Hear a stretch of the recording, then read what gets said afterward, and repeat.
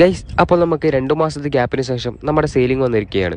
ഇപ്രാവശ്യം പരിപ്പായിരുന്നു ലോഡ് എടുക്കാനുണ്ടായിരുന്നത്. അങ്ങനെ സെയിലിംഗ് തുടങ്ങി നേരെ നമ്മൾ ഡയമണ്ടിലെത്തി. അവിടെ നമ്മുടെ കമ്പനിയുടെ മറ്റൊരു ബാർജ് വെള്ളക്കടലിൽ ലോഡ് ചെയ്തുകൊണ്ടിരിക്കുകയായിരുന്നു.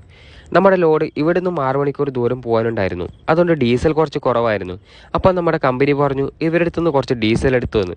അങ്ങനെ ഡീസൽ എടുത്ത് അവരോട് ബായ് പറഞ്ഞു നേരെ അവിടെ നിന്ന് വിട്ടു.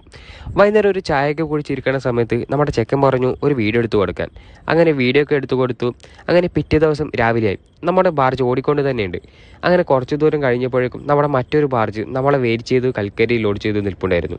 ആണെങ്കിൽ ലോഡ് എടുക്കാൻ പോകുമ്പോൾ താർപ്പായി എടുക്കേണ്ടെന്ന് പോയിരുന്നത്. അങ്ങനെ നമ്മൾ താർപ്പായി കൊടുത്തു. നേരെ നമുക്ക് ലോഡ് എടുക്കേണ്ട ഷിപ്പിൻ്റെ അടുത്തെത്തി ലോഡിങ് സ്റ്റാർട്ട് ചെയ്തു. 8 മണിക്കൂർ വേണമെന്നാണ് അവർ പറഞ്ഞത് ലോഡ് ചെയ്യാൻ. അതങ്ങനെ നീണ്ട് 10 മണിക്കൂറായി. രാത്രി ആയപ്പോഴേക്കും കടലിൻ്റെ മട്ടും പാവും മാറുന്നത് കണ്ടു.